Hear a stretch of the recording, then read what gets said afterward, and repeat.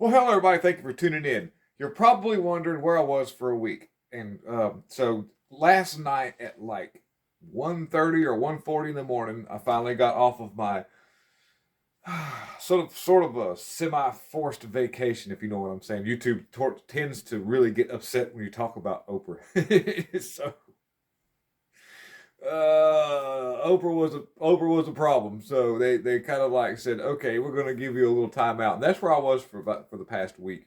Thank you guys for jumping in there and checking out my short that I did to get out real quick. It was real busy today, and we had a lot of stuff going on at the behind the scenes, and we got a lot done. So we're kind of going to get a little video out this evening just to show you where we're at right now in this crazy clown world. So what we've got here is a video. We're going to explain an article of Jack Smith, who is, of course, the crooked judge behind part of the persecution, I call it, of Trump. This whole thing of political polarization and political weaponization of the justice system, and it really makes my little dog upset. Look at her; she's just like, ugh.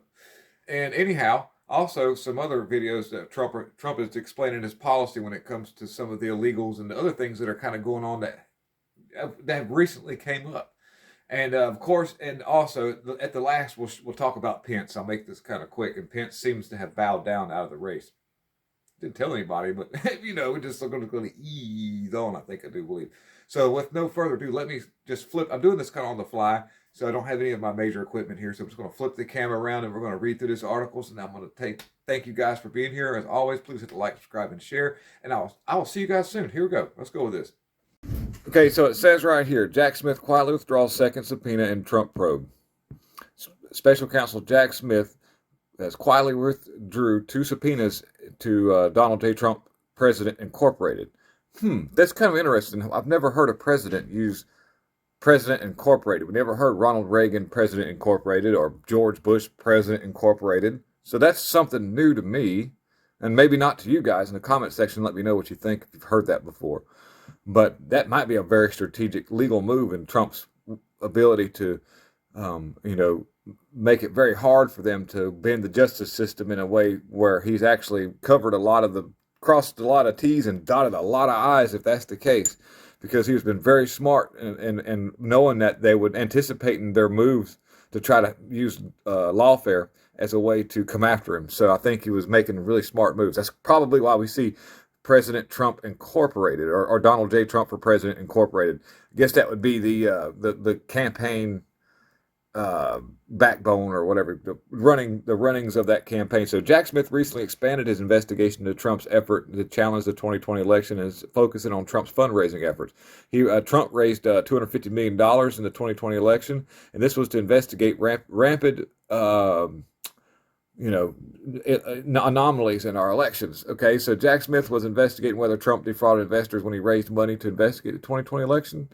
And the New York Times reported federal prosecutors have quietly withdrawn a subpoena seeking records from former President Donald J. Trump in a campaign as far as their investigation into whether Mr. Trump's political and fundraising operations committed any crimes as he sought to stay in power after he supposedly, this is how the articles, he lost the election or whatever. So Mr. Trump's aides had, done a lot of work to make sure that they kind of checked all the boxes. So even through all the corrupt people, it looks like some smart people were behind the scenes working, as he was charged with indicted on 37 federal counts and charged on 31. But of course, we know that a lot of this stuff just ain't going to hold any water. So that's a good thing. That shows that there's holes in the cases, and it's not worth trying to pander to that with the pander rock. And so here's another really interesting thing. Let's see if I can find this. Let's see. A few seconds of Donald Trump talking. Very important here, because he's talking about what he's going to do with these illegal aliens who are doing all this jihadist stuff. And so I wonder how that's going to go. And of course, understand that as I do this, I'm working away from the studio. So we're just going to wait for our signal to kind of do what we have to do. But anyways, President Trump President Trump. Resident aliens who joined the pro-jihadist protest this month, we will find you and we will deport you. What's this video about right here? Let's see here. Taking over. And all of the resident aliens who joined in the pro-jihadist protest this month, nobody's ever seen anything like it. Come 2025, we will find you and we will deport you. We will deport you. That's heavy duty, and it goes on. It's 2.5 minutes, and he's not holding back any and all. And so, they haven't said anything in his gag order. He can't say anything about policy, I guess. Look at this here. Groups advocating I'm not taking sides. I am not taking sides on this because I'm for America, and so I don't know all the ins and outs to be involved in that, because I just know that it seems like what's happening between these two groups is there to suck us into it, and then use up all of our resources trying to do all this crazy stuff that we have no idea on either end. It's just something that they've been doing for thousands of years. But just to let you know how this thing goes, I think that George Soros is advocating anti-Israel protests and supporting Hamas attacks, and the Hamas attacks receive over $15 million from George Soros.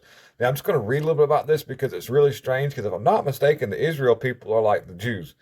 And so I know that much, and so I think the Hamas don't like the Jews, and apparently I don't think George Soros does either. I don't know, guys, but left-wing billionaire George Soros has funneled more than $15 million since 2016 to organizations that have been involved in pro-Palestine protests and all this stuff, and so that's just weird. He wants the unrest of the United States because he wants to conquer this country. This is a big bucket list that he's had for years.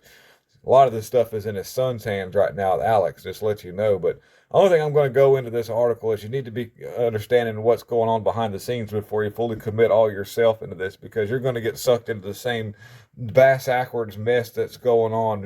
It's almost like there are no sides except for the ones that want division. So in other words, there are no Jews, there are no Palestinians, there are no Hamas, when it's the ones that are running the show. But they need those type of people so they can have division amongst us and take over.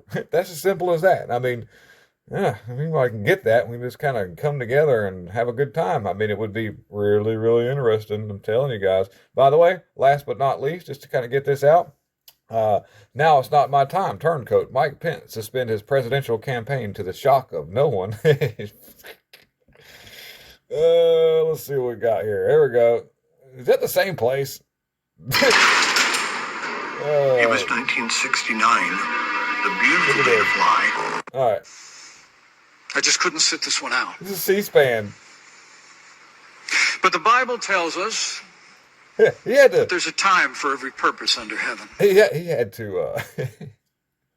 As Trump is kicking his ass, Pence had to come out there and tell him his ass was kicked. Traveling across the country over the past 6 months, I came here to say it's become clear to me. This is not my time. Do not come. Do not come. So after much prayer and deliberation, I have decided to suspend my campaign for president effective today. There's people that they're holding back the class. Now I'm leaving this campaign, but let me promise you, I will never leave the fight for conservative values, and I will never stop fighting to elect principled Republican leaders to every office in the land.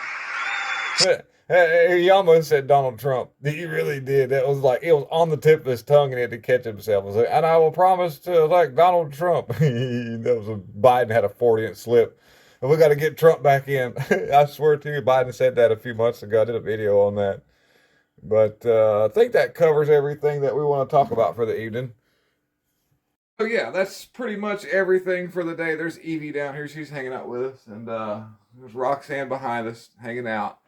Thank you very much for watching. Please hit the like, subscribe, and share, guys. You have a great rest of the weekend ahead. And, just stay adamant about what's going on. Let's hope that Mike Johnson's, not Michelle Obama's Johnson. Let's hope that Mike Johnson is going to do us a decent job. Let's just hope for that. That's all we can do, guys. And we'll have plenty more Mike Johnson penis jokes to come. Or do not come. Do not. Anyways, thank you guys. Have a good weekend. I'm out.